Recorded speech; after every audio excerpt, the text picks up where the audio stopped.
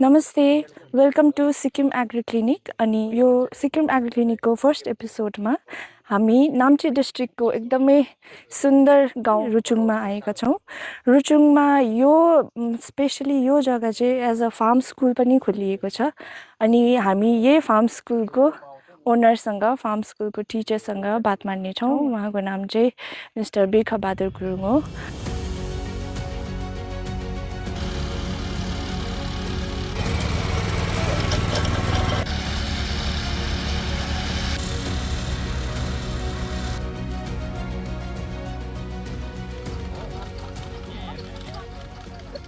तपाईसँग जान्न चाहन्छु कि खासमा चाहिँ सरुन भनेको चाहिँ के हो है, अनि सरुनमा हामीले यो खेतीपातीहरू गर्दा चाहिँ के हुन्छ भनेर भनिदिनुहोस् न। सरुनमा चाहिँ हामी अब जति बिउहरू हामी कुनै चलाउँदैन, किनभनेदेखि चाहिँ यसमा चाहिँ पुरै अब किरा लाग्छ। यो अब जति मकैहरू यो उँभो भुइँमाथि फल्ने चिज चाहिँ हामीलाई चाहिँ पुर्ने छेकै रोप्नु भन्छ डिपार्टमेन्टले नै हो। हजुर। अनि यो औँसी छेका चाहिँ भुइँमुनि फल्ने चिज चाहिँ औँसी छेका रोप्नु भन्छ। तर चाहिँ अहिले यो सरुनमा चाहिँ हामी कुनै पनि बिउ बिजन छुँदैन पनि। हामी अब यसमा चाहिँ अब एकदमै किरा लगाएर जान्छ। अनि तपाईँ यो सरुन आज हो यो आज होइन कसरी चाल पाउनुहुन्छ, के हेर्नुहुन्छ हामीले चाहिँ क्यालेन्डरमै हेरेर हजुर पाउँछ हामी, किनभने यो औँसी छेका र पुर्ने छेकामै लाग्छ सरुन। यो चैते सरुन चाहिँ खासमा चाहिँ 7 दिनै नै बार्नु भन्छ। अरू सरुन त अब हामीले पुरा चाहिँ बार्दैन, 3 दिन 4 दिन बार्छ। हजुर हजुर, त्यसै कारणले अनि यहाँ हाम्रो पछाडि अहिले हामी सिड रोप्दैछौँ है। तपाईँलाई यो मसिन आएकोले गर्दाखेरि चाहिँ कतिको के छ एडभान्टेजहरू है? यो मेसिनमा चाहिँ बहुत सजिलो छ हामीलाई, किनभनेदेखि चाहिँ अब मान्छे पनि लागेन। अब एकैजनाले पनि काम गर्छ। यसमा चाहिँ आफै बिउ पनि एकदम फारो ठिक्कै अब डिस्टेन्समा चाहिँ झर्छ। यो 4 ऐँचीमा झर्छ यो के अरे यो मेसिनमा चाहिँ हो। अन्त यसमा चाहिँ बिउ पनि फारो प्लस अब हामीलाई चाहिँ जुनै काम गर्नु नि सजिलो, एकैजनाले नि जति काम गर्छ। टाइम पनि अलिक उयो हुन्छ है। यसमा चाहिँ अब एक हलको मेलो पनि 1.5 घन्टा पनि लाग्दैन। पहिलाको भन्दा चाहिँ एकदमै सजिलो। पहिला त 4 जना त अब एकदम चाहिन्थ्यो, किनभने अब ड्याङ हान्ने 1 जना, मकैको बिउ हाल्ने, पुर्ने गर्दाखेरि चाहिँ अब 4 जना चाहिँ मान्छे चाहिन्छ। त्यहाँनिर 2 जना पुर्ने गर्दाखेरि यसमा चाहिँ लाग्दैन खासमा, मान्छे एकैजनाले नि काफी हो। यो तपाईँले चलाउनु भएको कति वर्ष भयो? यो हामीले 3 वर्ष 4 वर्षमा लाग्यो अब यो मेसिन गरेको। 4 वर्ष लाग्यो है। अनि यो मकैमा हामी यो जुन चाहिँ किराहरू लाग्ने गर्छौँ नि है, त्यो किराहरू लाग्नु तपाईँ कसरी चाहिँ त्यसलाई म्यानेज गर्नुहुँदैछ है? हामी यो जब 3 पात 4 पात मकै भएपछि किरा लाग्नु सुरु हुन्छ, त्यहाँदेखि चाहिँ हामी दबाई दबाई लगाउँछौँ। न दबाई लगाएन भनेदेखि चाहिँ यो मकै चाहिँ अब 2.5 फुट 3 फुटदेखि नै मकै उकालो जाँदैन मकै। त्यति बेला नै 3 पात 4 पातमै तपाईँले हेर्नुहुन्छ। त्यहाँदेखि चाहिँ दबाईहरू के पानीसँग मिक्स गरेर? पानी हजुर, हामी स्प्रे गर्छ हामी। अब त्यो हप्तामा एकपल्ट चाहिँ स्प्रे नगरी हुँदैन यो मकै।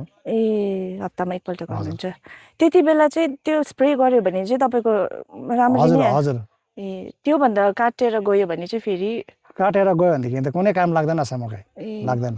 मतलब बढ्दैन मकै उकालै जाँदैन मकै। जम्मै त गोबै खाइदिइहाल्छ। गोबा खाएपछि एउटै गोबामा चाहिँ 18वटा 22वटासम्म हुन्छ किरा। त्यसले चाहिँ अब खाएपछि चाहिँ उकालो आउने कुरै आएन। भनेपछि त्यो 3 पात 4 पात एकदमै इम्पोर्टेन्ट त्यति बेला चाहिँ है। त्यति नै बेला हामीले जम्मै गरिहाल्नु पर्यो। हजुर, त्यति बेला अब तपाईँहरू कसरी देख्नुहुन्छ त्यहाँनिर? हजुर, जम्मै त्यो बाहिर किराले बाहिर हगिरहेको हुन्छ हो, पुरै बाहिर निक्लेको हुन्छ, त्यो पाउडरै निकालेको हुन्छ। त्यति बेला चाहिँ पानी स्प्रे गरिदिनु पर्यो दबाईहरू लगाएर। हजुर।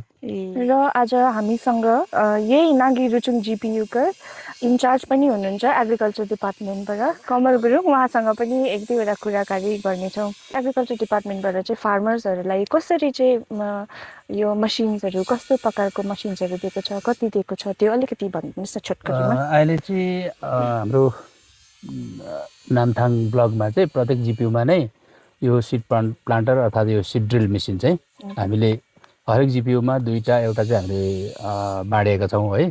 र उहाँहरूले एकदमै सहजसित नै प्रयोग गर्दैछ है। हामीले यहाँनिर अहिले थ्रो डिपार्टमेन्ट चाहिँ विभागद्वारा चाहिँ यो power tiller, mini power tiller पनि हामीले वितरण गरेका छौँ, दिइसकेका छौँ है। अहिले यो जमिनहरू जुन चाहिँ जोतेको देख्दै हुनुहुन्छ तपाईँहरूले, यो चाहिँ पावर टिलरद्वारा नै यो जोतिएको हो है। अर्को चाहिँ हामीले के दिएका छौँ भन्दा चाहिँ अब अहिले हामी भर्खरै मैले अहिले एउटा स्ट्रक्चर पनि लिएर आएको छु।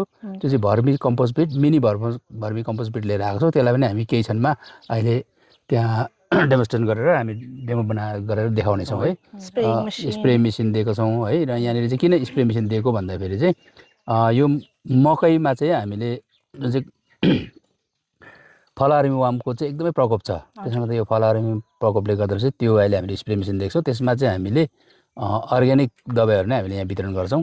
जस्तै निम्बाइन भयो है, रिभाल 7, रिभाल 6 हामीले दिने गरेको छौँ। चाहिँ हामीले यो सिड प्लान्टर चाहिँ यसको बेनिफिट चाहिँ के छ भन्दाखेरि चाहिँ एउटा कुरा चाहिँ के हो भन्दाखेरि जुन चाहिँ खेताला लेबर चार्ज छ, लेबर चार्ज एकदमै कम्ती लाग्छ। एउटा मकैलाई चाहिँ हामीले लाइन सोइङ गर्नु पर्दाखेरि 4 जनाको हामीले यहाँनिर 4 जना चाहिँ हामीले एकदम खेताला लगाउनुपर्छ, लेबर लगाउनुपर्छ भने चाहिँ लेबर चार्जमा पनि बेनिफिट भयो है। त्यसले गर्दा यसमा चाहिँ के छ भन्दाखेरि 2 जनाले चाहिँ यो सफिसियन्ट हो। 1 जनाले उयो गर्ने अनि 1 जनाले चाहिँ लाइन देखाइदिने, खालि 2 जना मान्छे भए चाहिँ यो चाहिँ काफी हो।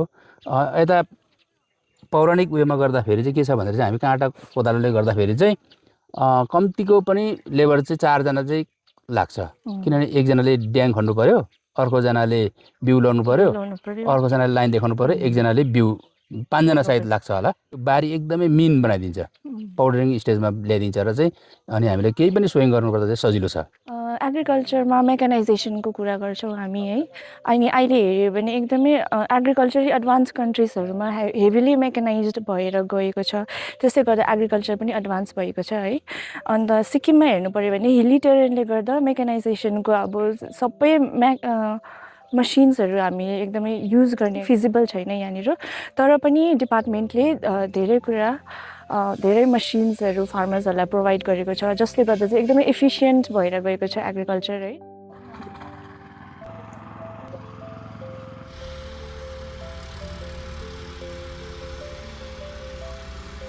Thank you for being with us है। आज हामीले हाम्रै एग्रिकल्चर डिपार्टमेन्टको स्टाफसँग पनि कुरा गऱ्यौँ, इन्टरेक्सन गऱ्यौँ है। अनि एकदमै प्रोग्रेसिभ फार्मर उहाँसँग पनि इन्टरेक्सन गऱ्यौँ, धेरै इन्फर्मेसनहरू पायौँ है। यसरी नै हामीसँग जोड्नुहोस्। अनि तपाईँहरूकोमा केही सजेसन्सहरू छ भने नेक्स्ट टाइम कस्तो खालको टपिक लिएर आउनुपर्ने हो त्यो हामीलाई सजेस्ट गर्न सक्नुहुन्छ थ्रु कमेन्ट्स। Thank you.